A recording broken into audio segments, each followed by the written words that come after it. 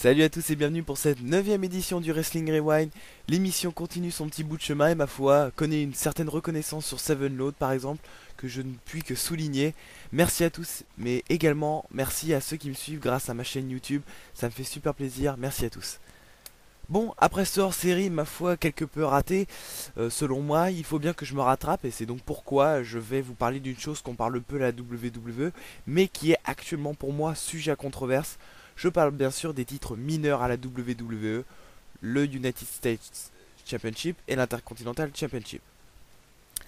Les deux titres, quels qu'ils soient, ont un très long passé. Le United States Championship est apparu en 1975, le premier détenteur pour les connaisseurs Harley Race, tandis que l'Intercontinental Championship est apparu en 1979, avec pour tout premier champion le très connu Pat Patterson.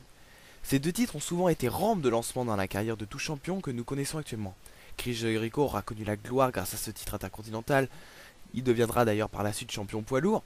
John Cena, en autre exemple, qui verra sa carrière décoller grâce à cette victoire à WrestleMania 20 sur le Big Show pour remporter son premier titre de champion des États-Unis.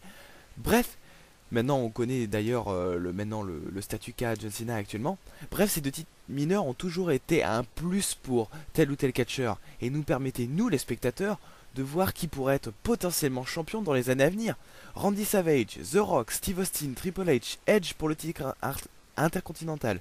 Telles sont les grandes superstars citées précédemment qui ont possédé le titre bien avant d'obtenir ce statut d'icône de main eventer à la WWE.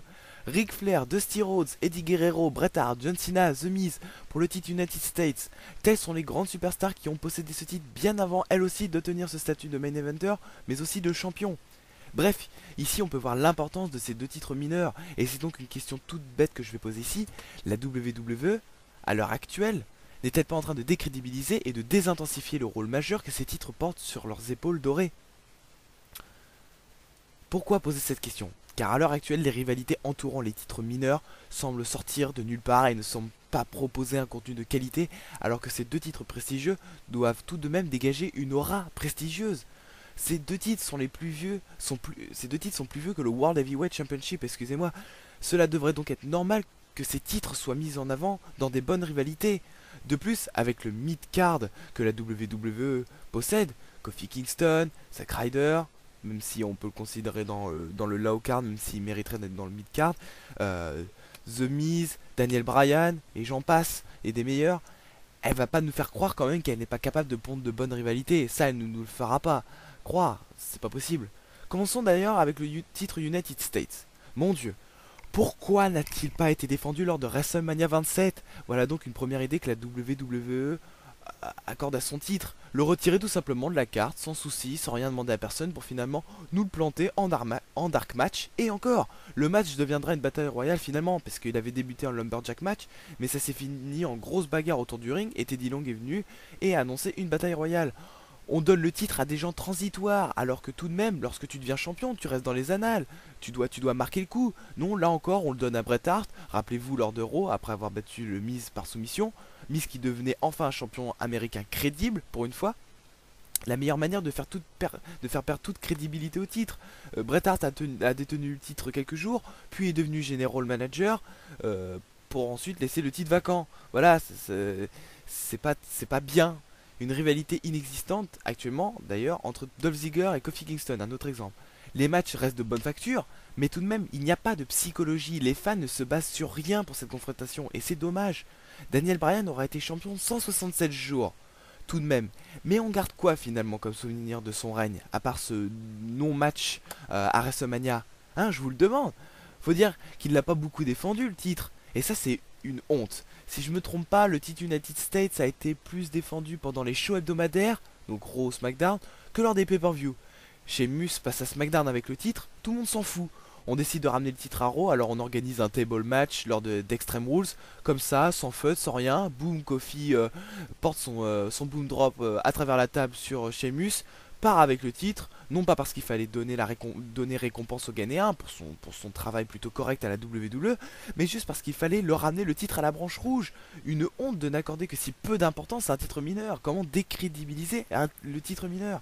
Pour le titre intercontinental, c'est la même galère, même combat comme diraient certains. Actuellement, ah si, Ezekiel Jackson est champion, ça fait plaisir de le voir champion. Il le méritait, mais là encore, une feud basée Une feud basée simplement sur son départ de The Core, on détrône vite fait Wade Barrett. À l'heure actuelle, mon intuition me dit que Cody Rhodes va d'ailleurs sous peu avoir sa chance pour le titre United States, croyez-moi. Mais là encore, une rivalité qui va se faire sans discours au micro, sans réel élément pour débuter une feud, comme par exemple une trahison ou une jalousie cachée. On est quand même loin des feuds, des bonnes feuds de 2009 qui voyaient par exemple Chris Jericho se castagner avec Rey Mysterio pour le titre intercontinental à The Bash 2009 ou encore Extreme Rules 2009, match tous deux d'ailleurs excellent. On est, on est également encore loin d'une rivalité à la Kofi Kingston-Drew McIntyre en 2010. Certains me diront que cette rivalité était à chier. Bien moi je ne trouve pas. Cette gimmick de Chosen One qui imposait McIntyre en étant épaulé par Vince McMahon, ça rendait bien à l'écran et c'est une bonne chose. Je rappelle que la rivalité était pour le titre intercontinental. À part à Capital Punishment, les trois derniers changements de titre, les trois derniers changements de main du titre intercontinental se sont faits pendant des shows hebdomadaires, ce qui témoigne bien toute l'envie des bookers de présenter des bonnes rivalités. Excusez-moi, ce qui témoigne bien toute l'envie des bookers de présenter des bonnes rivalités avec des bons matchs pour les pay-per-view quand même.